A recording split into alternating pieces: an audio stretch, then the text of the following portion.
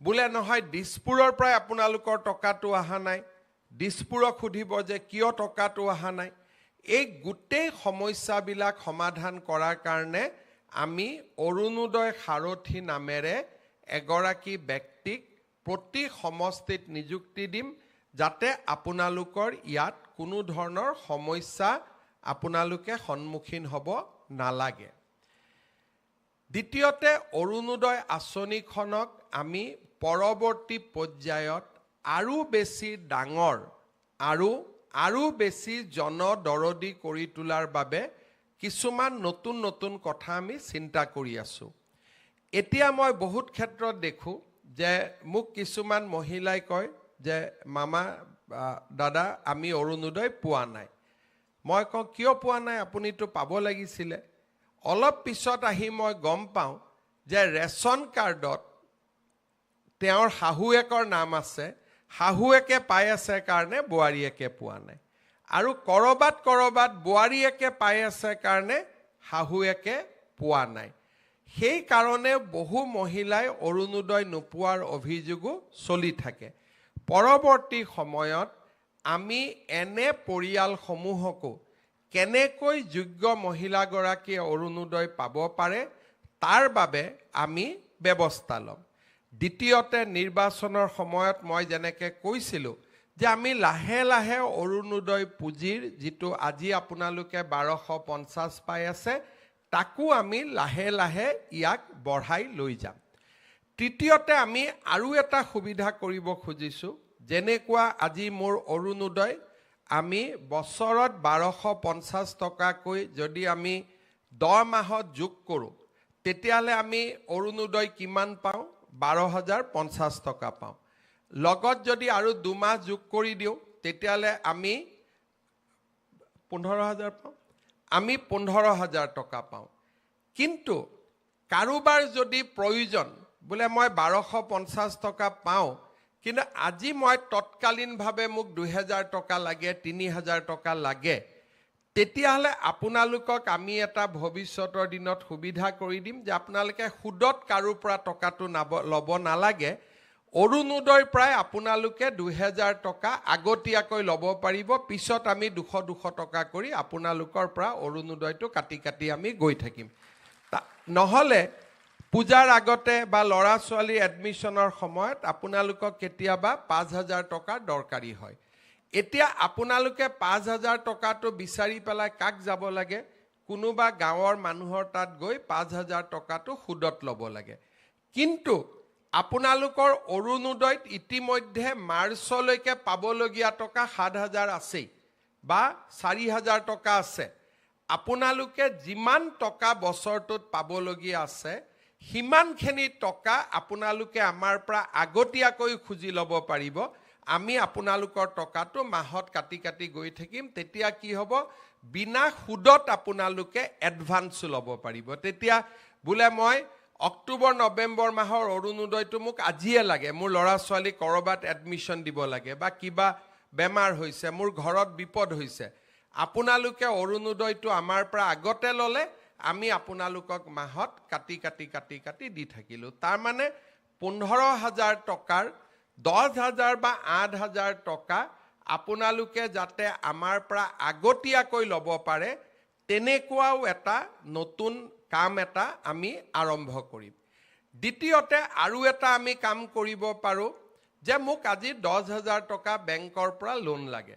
আপোনালোকে 10,000 টকা বেংকৰ পৰা লোন ল'লে, আৰু আমি বেংকক কম লোনটো বাইদেউজনে নিজে ঘূৰাই নিদিয়ে, অৰুণোদয়ৰ পৰা 500 টকা কাটি থাকক। তাৰমানে 10,000 টকা লোন পালে, 500 টকা অৰুণোদয়ৰ পৰা কাটি থাকিলে, আৰু আপোনালোকে 10,000 টকাটো নিজৰ যি কামত লাগে তাক আপোনালোকে ব্যৱহাৰো কৰিব পাৰিলে। তাৰমানে অৰুণোদয়ৰ টকা আগতীয়াকৈ লোৱা বা অৰুণোদয়টো বেংকক মৰ্টগেজ দি বেংকৰ পৰা লোন লোৱা, যেনেকৈ চাকৰিয়ালবিলাকে লোন লয় আৰু দৰমহাৰ পৰা কাটি গৈ থাকে, তেনেকৈ অৰুণোদয়টোকো আমি এটা পৰ্যায়লৈকে লৈ যাব খুজিছোঁ যে অৰুণোদয় টকাটো বেংকে কাটি থাকিব অকণমান টকা ইনষ্টলমেণ্টত, আৰু আপোনালোকে তাক এটা লোন ল'ব পাৰিলে বেংকৰ পৰা। তেনেকৈ লোন লোৱা আৰু এডভান্স লোৱা, এই দুইটা আঁচনিও আমি অৰুণোদয়ত সন্নিৱিষ্ট কৰিম লাহেকৈ।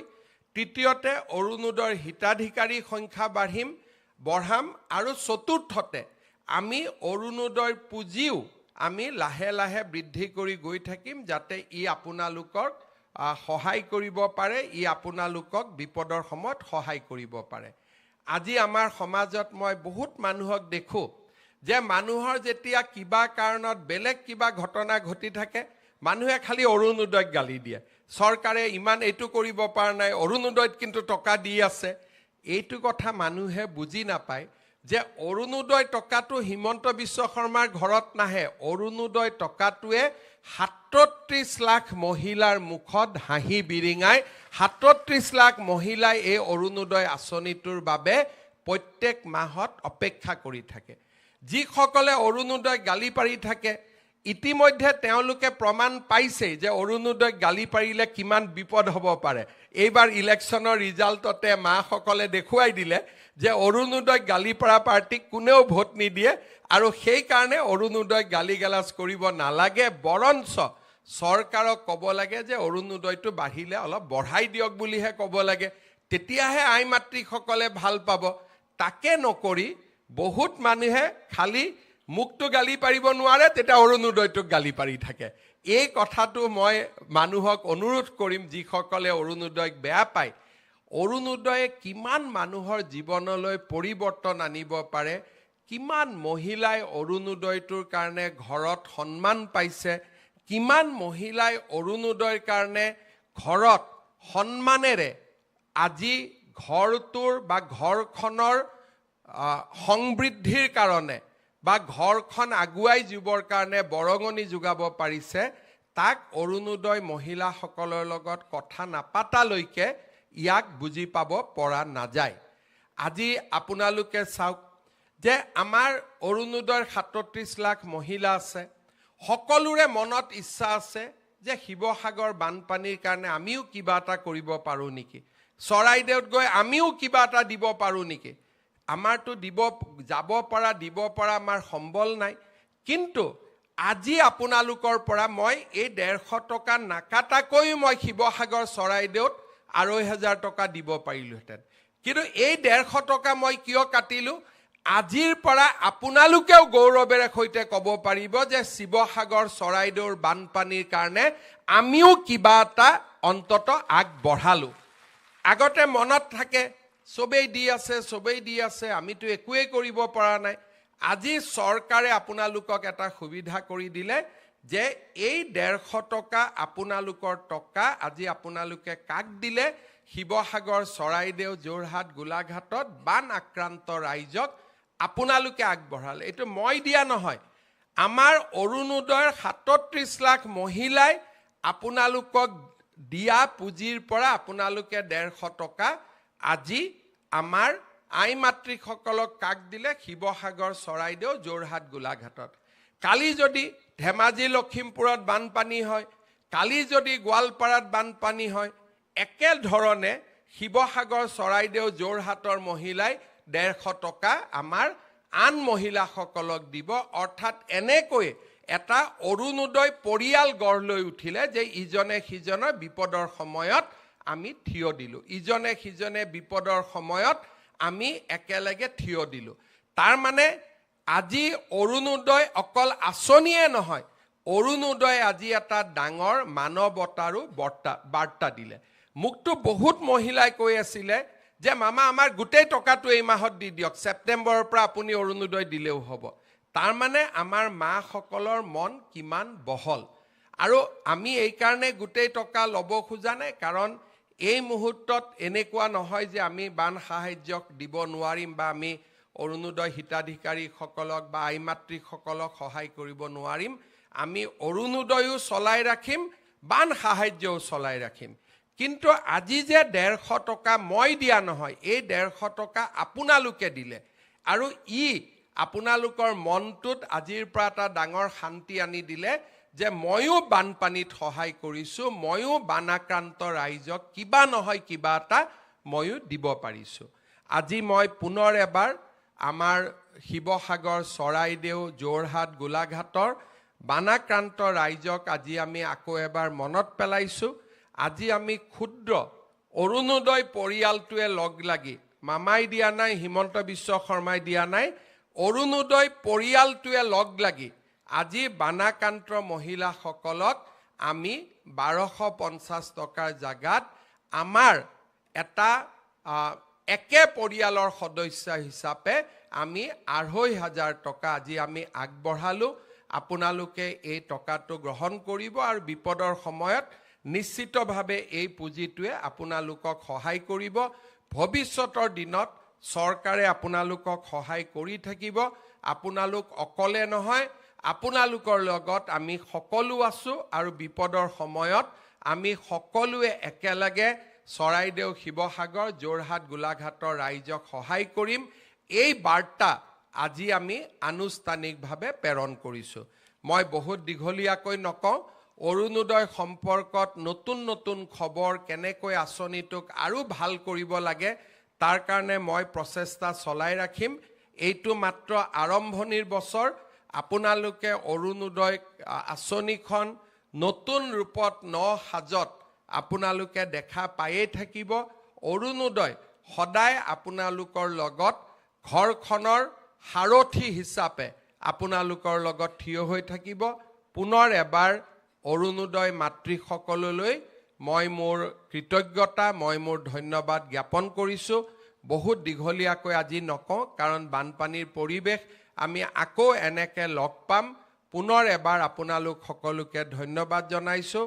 ৰাজ্য চৰকাৰৰ বিত্তমন্ত্ৰী জয়ন্ত মল্লবৰুৱা, বিত্ত আয়ুক্ত জয়ন্ত নাৰিকাৰকে আদি কৰি বিত্ত বিভাগৰ বিষয়াসকলক আজি অৰুণোদয় আঁচনিখন সুন্দৰভাৱে সজাই পৰাই আপোনালোকৰ কাৰণে ব্যৱহাৰ কৰিব পৰাকৈ প্ৰস্তুত কৰি দিয়াৰ বাবে মই ধন্যবাদ জনাইছোঁ। আৰু যিসকল মহিলাই আধাৰৰ বাবে অৰুণোদয় নোপোৱাকৈ থাকিব, তেওঁলোকে তৎকালীনভাৱে আধাৰৰ লগত নিজক সংলগ্ন কৰি দিলে এই মাহতে যিকেইগৰাকী মহিলাই অকণমান মহিলাই অৰুণোদয় পোৱা নাই, তেওঁলোকক এই মাহতে আমি অৰুণোদয় মুকলি কৰি দিম।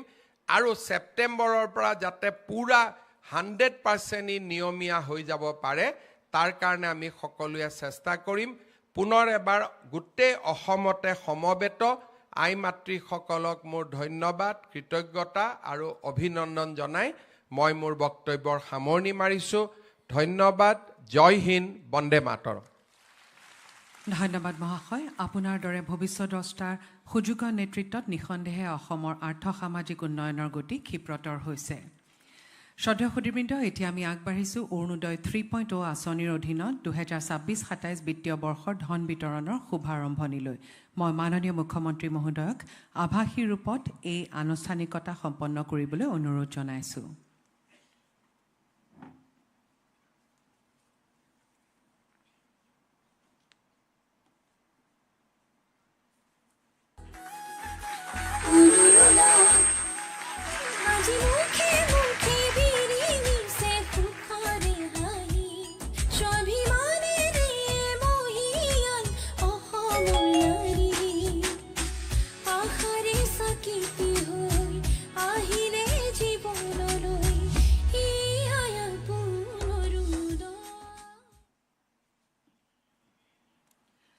ধন্যবাদ মহাশয়। বহুমূলীয়া উপস্থিতিৰে আমাক কৃতাৰ্থ কৰাৰ বাবেও আপোনালৈ আমাৰ আন্তৰিক কৃতজ্ঞতা যাচিছোঁ। লগতে মাননীয় বিত্তমন্ত্ৰী মহোদয় প্ৰমুখ্যে মঞ্চত উপবিষ্ট বিশিষ্ট ব্যক্তিসকল আৰু উপস্থিত সুধীবৃন্দ, প্ৰচাৰ মাধ্যমৰ সদস্যবৃন্দ আৰু অনুষ্ঠানটিৰ সৈতে জড়িত সকলোকে আমাৰ আন্তৰিক কৃতজ্ঞতা যাচিছোঁ।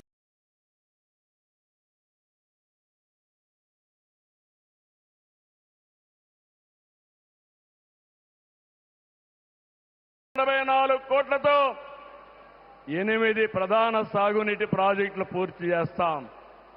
ఇది కాకుండా 65 సంవత్సరాలుగా పెండింగ్ ఉన్న